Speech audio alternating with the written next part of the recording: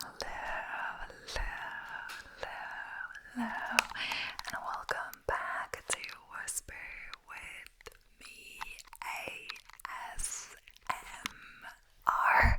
Welcome back to the channel, guys. You're so very welcome, as per usual. If you haven't subscribed already, please make sure to do so. And yeah. Also, you can find the link to buy me a coffee and channel memberships in the description as well if you're interested in that. So yeah, welcome back to yet another video. I'm just gonna try get straight into this because I want to go on my run, etc. But gotta film some videos first, gotta get them done when you can and just get to it. So today's video is like fascinating, forgotten historical events. So I've forgotten historical events, ones you don't really hear about as much. Maybe you've heard about this, but yeah, so not in depth, just like kind of like quick fire between them a little bit, but yeah. And apologies for any names that I say wrong, etc., or anything that's incorrect. So the first one is the dancing plague of 1518 in a small town of Strasbourg, France. And I'm not saying my full pronunciation, but yeah, I actually used to live here when I was in secondary school. That is where I went to the last 4 years of school and did my back there in Strasbourg. So it's interesting. A mysterious phenomenon gripped its inhabitants in the summer of 1518. Over 400 people became afflicted with an uncontrollable urge to dance, leading to exhaustion, injury, and even death. Explore the bizarre and baffling events surrounding this unexplained dancing plague. Like, how much did they dance for that they actually died? That must have been like a lot, The Great Emu War. Did you know that Australia once waged war against a seemingly harmless foe, emus? In 1932, Australian farmers armed with machine guns faced off against an army of emus, wreaking havoc on their crops. Discover the unexpected outcome of this peculiar conflict and its lasting impact on Australia's history. Sorry if you hear any noise. I believe it is a aeroplane above, but it literally goes pretty quick, Sometimes you can hear them quite loud, actually. I don't know if they're just flying low or something like that, I'm not sure. The tsunami bomb. During World War II, scientists in New Zealand devised a secret plan to create a tsunami bomb capable of flooding coastal cities and incapacitating enemies. Delve into this little known project, the development of which highlights the astonishing lengths to which nations would go to gain advantage during wartime. The Dancing House of Prague, known for its stunning architecture, housed a unique building that defies convention. The Dancing House, also called the Fred and Ginger House, stands as a symbol of artistic freedom and departure from traditional architectural norms. Uncover the inspiration behind this whimsical and controversial structure. Oh yeah, I'm pretty sure I've definitely seen that. Wait, maybe... I believe I have seen that. I was in Prague for a while. The forgotten female samurai. Well, the samurai are often associated with male warriors. History reveals a surprising number of women who embrace the way of the sword. Meet Tomo Gozen, Nakano Dako, and other extraordinary female samurais whose courage and skill left an indelible mark on Japan's feudal era. The Voynich manuscript, so considered one of the greatest enigmas of history. The Voynich manuscript is a cryptic text filled with mysterious illustrations and an unknown language. Explore the efforts made by code breakers, linguistics, and historians to decipher this ancient book and unlock its secrets. So the forgotten pyramids of Sudan. I feel like we have talked about this, but when we think of pyramids, Egypt often comes to mind. However, Sudan is home to a vast collection of ancient pyramids that rival those of the northern neighbors. Learn about the Nubian pyramids, their significance, and why they remain hidden gems of history. The Great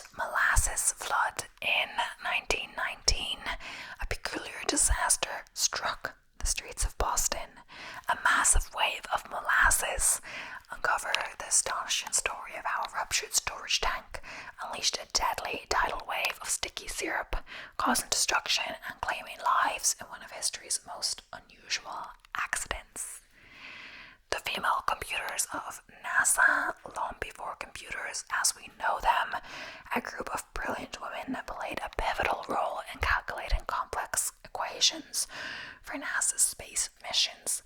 Discover the hidden figures behind the scenes, including Katherine Johnson, Dorothy Vaughan, and Mary Jackson, whose contributions paved the way for human space exploration. So the dog that saved Antarctica.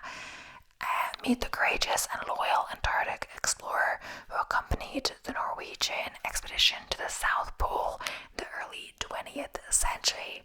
The remarkable story of Togo, the sled dog, sheds light on the invaluable role animals played in exploration and the untold stories of our four-legged heroes. So, next up, we're talking about some more forgotten events that shaped the modern world. So, Norwegian heavy water sabotage.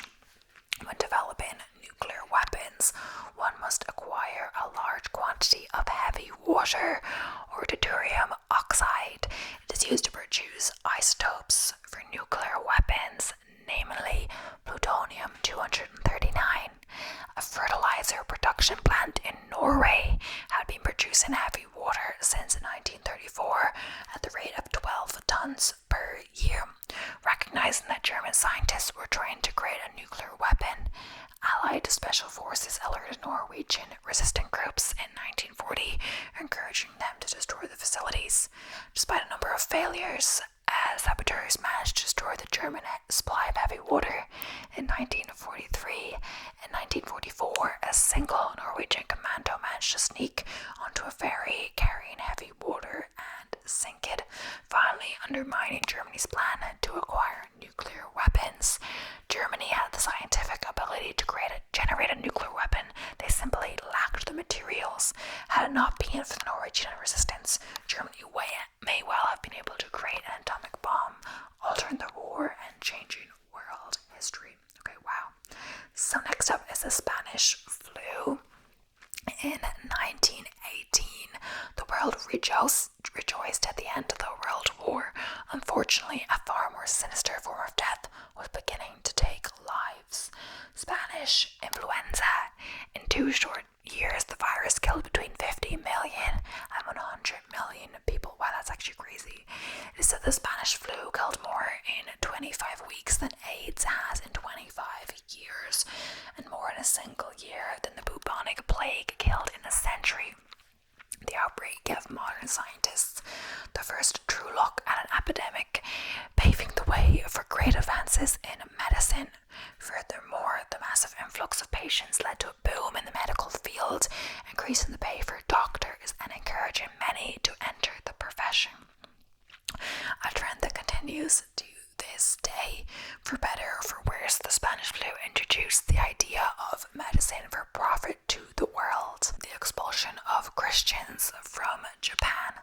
So, in the early 1600s, Catholic missionaries in Japan were successful in converting a number of powerful feudal lords to Catholicism, thereby garnering a surprising number of followers in the largely Confucian nation. In 1639, Shogun Tokugawa Iemitsu expelled all Christians from the island.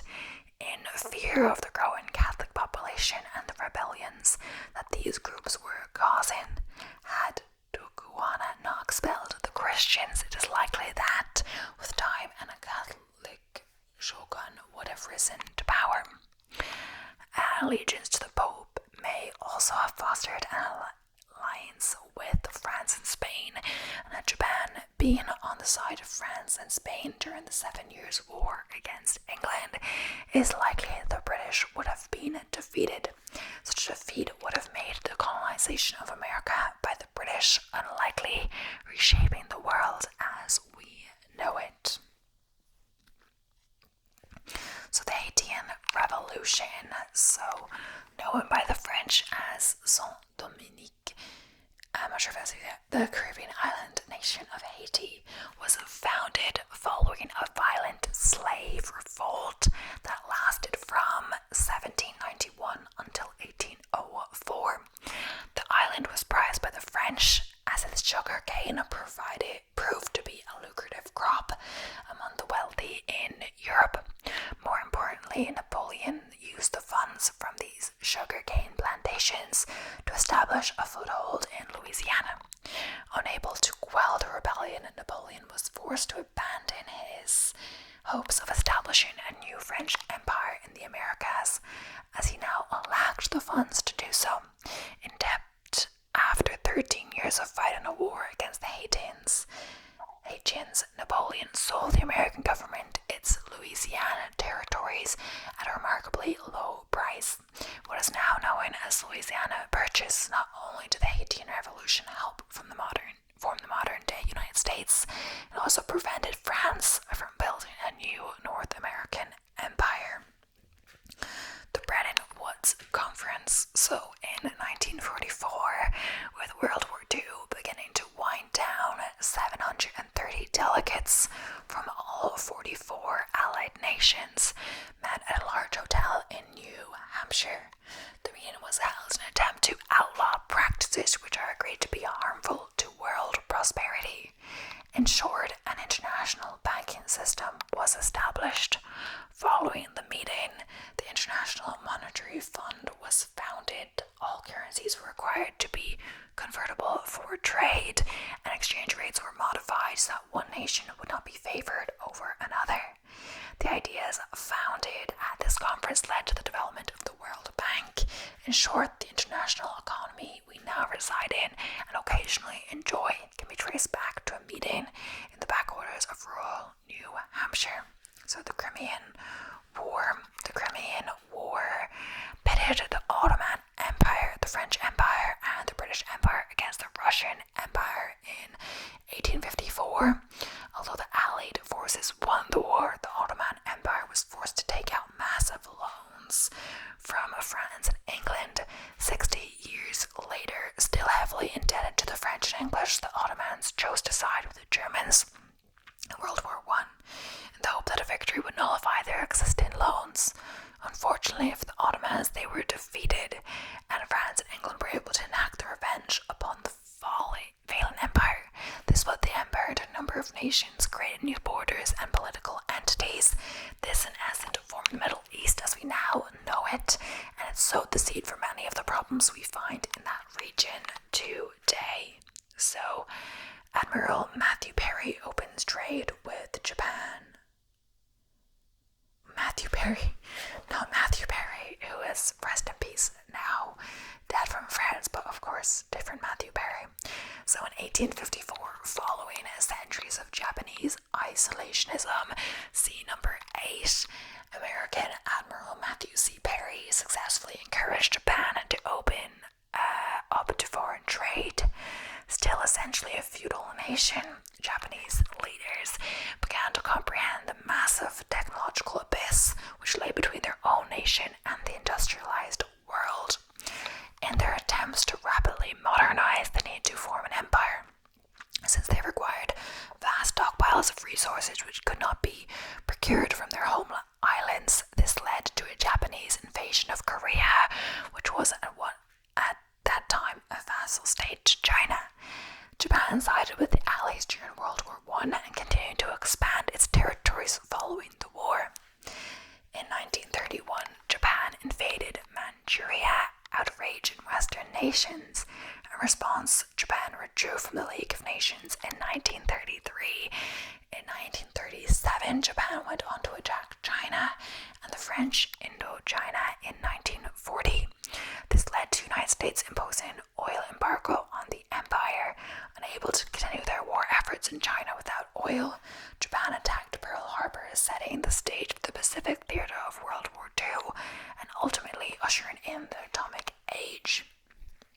So, it says the sinking of the Titanic, but yeah, we have heard of this. Okay, so we'll talk about it anyway because it seems to be a different take of it. So the terrible tale of this notorious cruise liner has been told time and time again, but some did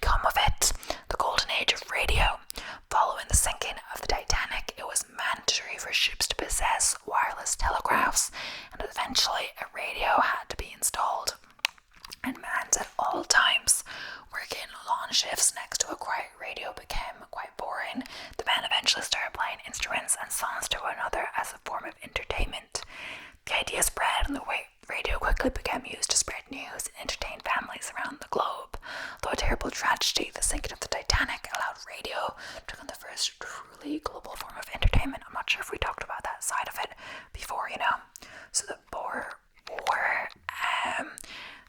War, BOE War, actually consisted of two separate wars between Dutch settlers and the British Empire in what is now South Africa.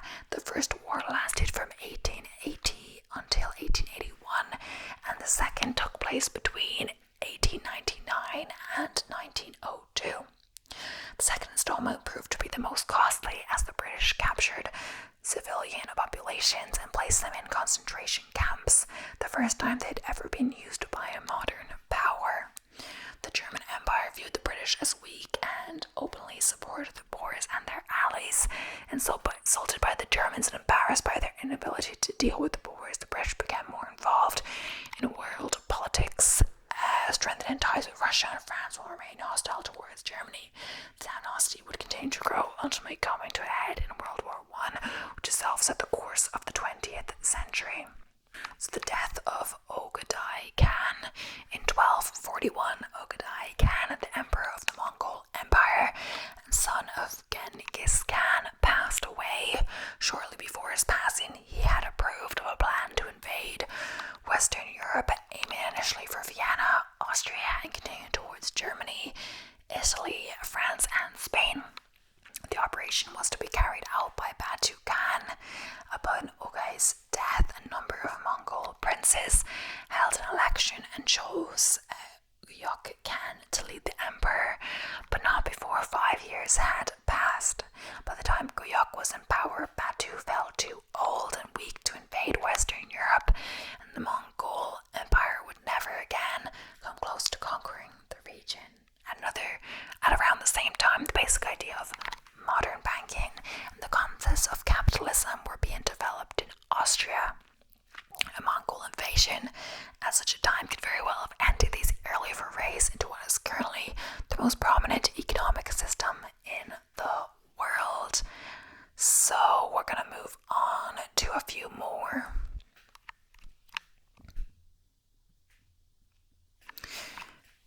When Claude de Colvin became the actual first person to give up her seat on the bus, history classes in school taught us that Rosa Parks was one of the initial sparks of the civil rights movement after refusing to give her a seat on the bus. Well, this is true. 15-year-old Claude de Colvin was actually the first to refuse to give up her seat on the bus to a white woman on March 22nd, 1955, 9 months before Parks, and was arrested.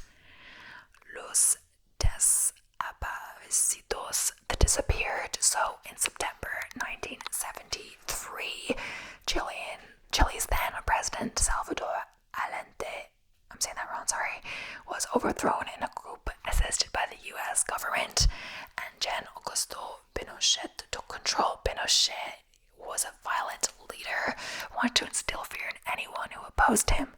Journalists, politicians, celebrities, and any others who publicly opposed him were known to suddenly disappear. Some were later found dead in alleyways or ditches throughout Santiago, the capital, while others were never found. Pinochet frequently used the National Stadium as a secret detention center where he rounded up those who opposed him and tortured or killed them. Around 40,000 people were tortured during his 17-year regime. At least 3,200 were killed or disappeared. Wow, that's actually completely crazy.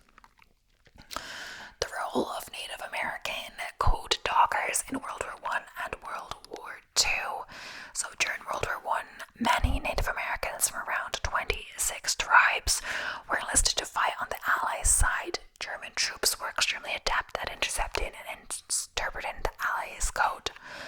On October 26, 1918, Choctaw soldiers were stationed as code talkers at Field Company headquarters. The Choctaw language was largely unknown to German troops. The Allies were finally at an advantage. Once the tactic proved successful, the Allies began employing other native soldiers. In World War II, Native Americans were specifically recruited for the war as code talkers. The most complex code was developed by the Navajo and contained over 600 terms. It was used in the Pacific Theater, the portion of the war fought in Asia. So the 1871 Chinese massacre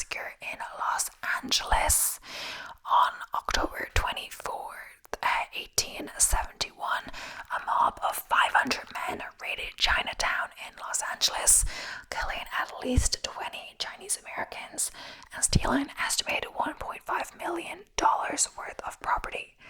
The killings were in response to a shootout that had taken place the same day that killed Officer Robert Thompson. The shootout caused commotion and people began shouting the Chinese were killing white people, so chaos ensued. It was the start of a decade of violence against Asian American communities in the U.S. and led to the passing of the Chinese Exclusion Act, which prohibited all immigration of Chinese laborers. The start of the Tuskegee syphilis study in 1932. So in 1932, black men in Macon County, Alabama, volunteered to undergo a special treatment for bad blood. They had seen signs in the neighborhood claiming that the government and county health department would treat them. What they didn't know was that they were actually signed up to be part of the Tuskegee study of untreated syphilis, the Negro male. There were 399 black men who were diagnosed with syphilis and made to believe they would receive treatment for any symptoms of their bad blood. Doctors in the area were told not to treat those in the study, but examine them to observe their symptoms. The experiment lasted 40 years. So the Tulsa Race Massacre of 1921. In May 1921, a black teenager named Dick Rowland was riding in the elevator with a white woman, Sarah Page, in Tulsa, Oklahoma. There are various accounts of what happened in the elevator, but at some point, the woman screamed and Rowland was arrested the next morning. Rumors began that Rowland had sexually assaulted Page, the story becoming more exaggerated as it circulated, and angry white mobs began to form.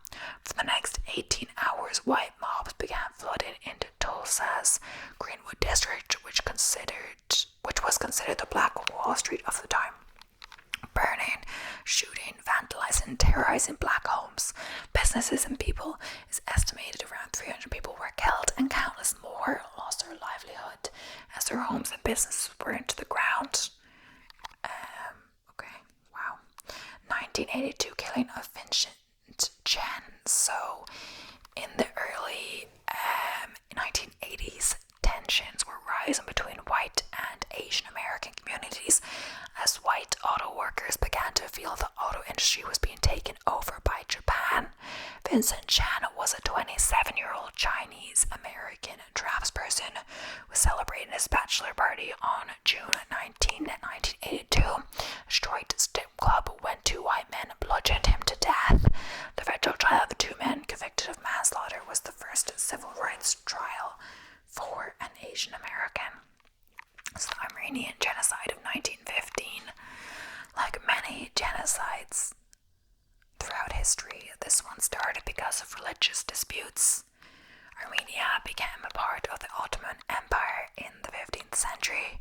Armenia was primarily a Christian country, which displeased Ottoman leaders and resulted in mistreatment of Christian Armenians, who were often taxed more heavily and given fewer rights. When Armenians began to protest, Turkish military officials began killing hundreds of thousands of Armenian people. The massacres began in 1896, but it was in 1914, after Turks entered World War I on the side of the Germans, that the mass genocide began. Military leaders felt that Armenians were traitors, and on April 24th, 1915, they executed hundreds of Armenian leaders, which only led to more violence against the Armenian people, which continued until 1922. More than 1 million Armenians were killed between 1915 and 1922. So, the Acadian expulsion. So, the Acadian people of French descent had settled in Nova Scotia in 1604. In the 1750s, as tensions began to rise between Britain and France, Britain wanted the Acadians to swear allegiance, but the Acadians wished to remain neutral. In June 1755, when the British captured Fort Beauséjour and Fort Gaspard revenge, they ordered all Acadians to surrender their firearms or be considered a rebel. In July of that year, British military leader government Charles Lawrence ordered all Acadians to be removed from Nova Scotia. So, Tuskegee Airmen in World War II. In 1940, after Black Americans across the U.S. petitioned for integration in the U.S. troops, President Franklin D. Roosevelt announced that Black pilots could soon begin training. Black pilots were trained in Tuskegee, Alabama, before being deployed to North Africa and Europe. The Tuskegee Airmen's heroic efforts in World War II earned them 96 Distinguished Flying Crosses and ultimately led to the integration of the U.S. Armed Forces. The Native American smallpox epidemic of 1775 to 1782. So, smallpox and other diseases had been killing Native American tribes since the European settlers carried them over in the 17th century. At least a century prior to the devastating outbreak, beginning in 1775, but during the late 1770s and early 1780s, Native populations were reduced by 50%.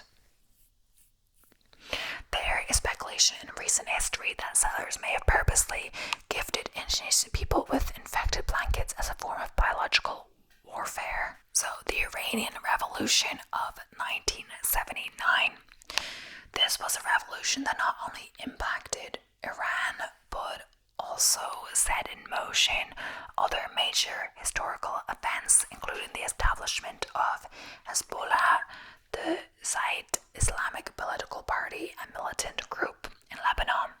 It began in January 1978 when thousands of young students took to the streets to protest unfair media reporting about Ruhollah Khomeini, a religious leader. The protests spurred countless other violent acts against Shah Mohammad Reza Pahlavi, which only led him to retaliate with military forces. In February 1979, the Shah backed down, ending the Persian monarchy and positioned Khomeini as the first leader of the Islamic Republic of Iran. Bacon's Rebellion of 1676. Jamestown, the capital of the Virginia colony, was in ruins. In retaliation for the degradation of the colony and to express their anger at Governor William Berkeley's failure to protect the colonists against Native American attacks, Nathaniel Bacon rallied a group of Virginian rebels and they attacked. A bloody fight ensued, and although Bacon died, this event is considered the first armed rebellion by American colonists against Britain. So, the Chernobyl nuclear meltdown of 1986. So, Chernobyl was a nuclear power plant in Ukraine. In April 1986, there was a mishap with a routine test that caused two large explosions. It killed at least 30 people directly, and thousands more later developed illnesses because of the radiation exposure, 400 times stronger than that of the atomic bomb at Hiroshima. So when I say this article, it doesn't this whole video, it doesn't mean that it's not a common thing, or maybe you know about this, Chernobyl. I don't find that a forgotten historical event, It says that we're not taught in school, but yeah. The Stonewall Uprising of 1969. So it was still illegal to be gay in the 1960s, and spontaneous police raids of known gay bars were common. On June 28th, 1969, in New York City, police raided a gay club in Greenwich Village. Police finally dragged employees and attendees out onto the street. The bar was shut down, which prompted uprisings among the LGBTQ+ community, many of them led by transgender activist Marsha P. Johnson. So, the Red Summer of 1919. Many black soldiers served in World War I, and when the war ended, white people feared an insurrection and protests against Jim Crow laws. Shortly after the end of the war, white mobs of soldiers started massively assaulting and killing black people. Washington, D.C., but quickly spread to other cities in the U.S. Between April and November 1919, 200 black people were killed in a riot in Arkansas, and there were 97 reported lynchings. The 1969 murder of Black Panther leader Fred Hampton. So, the FBI considered Fred Hampton and the Black Panther Party a threat to the country. On December 4th, 1969, the FBI coordinated a police raid of the Chicago apartment where Hampton and other members of the party were hiding. A 21-year-old Hampton was killed while sleeping next to his pregnant wife. Another Black Panther member was killed and 4 party members were critically wounded. So, yeah, that's the final one on this article, but I just found another article. This is related to forgotten stories from American history. I'm probably going to get you like 1 or 2. But yeah, so Franklin, the almost 14th state. So at the close of the American Revolution, the newly formed U.S. Congress was deep in debt. In 1784, the province of North Carolina voted to cede 29 million acres of land between the Allegheny Mountains and the Mississippi River to Congress to ease its financial troubles. The U.S. government had 2 years to accept responsibility for the area. However, in the meantime, Western settlements on this land feared they would be left to handle the nearby Cherokee people alone, or even that Congress would sell the territory off to a foreign entity. A few months later, North Carolina rescinded its offer after reevaluation, reclaiming authority over the land, now eastern Tennessee. Unhappy with North Carolina's governance over the area, frontiersmen from the religion sought to establish their land as a separate independent state called Frankland. In August of 1784, delegates from the counties in question gathered in Jonesboro, elected leaders for their new state, and drafted a state constitution. On May 16, 1785, they petitioned Congress for statehood. 7 out of the 13 existing U.S. provinces voted in favor, but this is less than 2/3 majority required by the Articles of Confederation. Attempting to bolster their petition, Franklin leaders changed the name of the area to Franklin and attempted to garner support from founding father Benjamin Franklin. Though he declined, Franklinites existed in their own little republic for just over 4 years, expanding their territory gradually by slicing it from the indigenous population. After a conflict with the North Carolina administration, the Franklin government collapsed in early 1789, and North Carolina resumed full control of the land. Not long after, North Carolina voted again to cede the area to Congress, became part of the Southwest Territory, eventually Tennessee. So, the gold rush before the gold rush. So most of us know about the discovery of gold and the U.S. territory of California, which encouraged travel to the area, assisted economic development, led to California's eventual statehood, and influenced the later name of San Francisco's football team. You may not know, however, that this was all made possible by the first gold rush in the United States, which began in North Carolina 50 years earlier. So, in 1799, a 12-year-old Conrad Reed was playing in a creek on his parents' farm, where he stumbled across a strange-looking 17-pound rock. After looking at home, he showed it to his family, who apparently felt it would make a great doorstop, and did for several years. Then, in 1802, Conrad's father must have had an inkling that the rock could be valuable, so he showed it to a local jeweler. Realizing that it was gold, and also that John Reed must have no knowledge of its value, the jeweler offered to buy the lump for $33.55, about $63 today. Reed later learned the true value of his sun find and gathered some local men to help scour the rest of his land for more. At one point, they found an even larger nugget totaling 28 pounds, causing a stir amongst local landowners and newspapers. The first few years to follow, farmers in the area began conducting their own searches on their private land, which were successful but short-lived. Soon enough, stream beds and other shallow areas had been stripped clean. By 1824, more than 2,500 ounces of gold had been deposited in the Philadelphia Mint. In In 1825, a man from Montgomery County, North Carolina, excavated the first lode mine shaft, progressing gold mine technology and developing the mining profession. Several mines were subsequently established by the 1830s. In 1835, President Andrew Jackson signed a law that opened 3 branches to mint the newly discovered gold. The gradual increase of skilled miners brought about by this first gold rush paved the way for the success of the California rush of 1840.